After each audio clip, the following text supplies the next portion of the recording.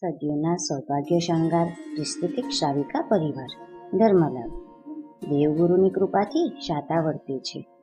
આકૃતિ બરાબર રૂપરંગ, કૃતિ બરાબર કાર્ય, પ્રકૃતિ બરાબર સ્વભાવ.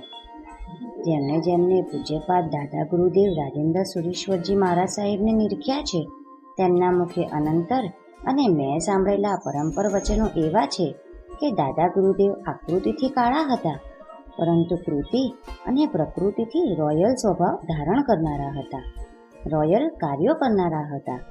આપણે આપણા જીવનમાં આકૃતિ બદલવા આપ ઘાપ એક કરતા હોઈએ છીએ, પરંતુ કૃતિ પ્લસ પ્રકૃતિનું શું? દાદા ગુરુદેવે જીવનમાં કૃતિ તથા પ્રકૃતિ બદલવા ગજબ પ્રયત્ન કર્યો.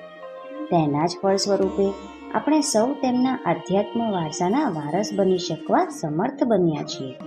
પૂજ્ય દાદા ગુરુદેવનો સ્વભાવ એટલો શાંત હતો કે વનરાજ સિંહ પણ એમના ચરણે આવીને ઝૂકી જતો હતો. જુઓ ને, ચામુંડ વનમાં પૂજ્ય ગુરુદેવે ધ્યાન કર્યું એ સમયની ઘટના. હિંસક એવો સિંહ અહિંસક બન્યો. દાદા ગુરુદેવની ઓરામાં પ્રવેશતા ક્ષમાવાન બન્યો.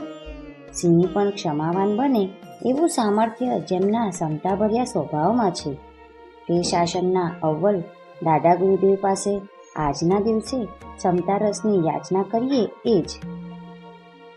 ચૈત્ર સુદ 8મ, નવસારી દાદાવાડી. લિખિતન ગુરુ જયંત અંતેવાસી મુનિ જીનાગમ રત્ન વિજયજી. આપ સૌને ત્રિસ્તુતિક શ્રાવિકા પરિવારના જય જીનેન્દ્ર પ્રણામ.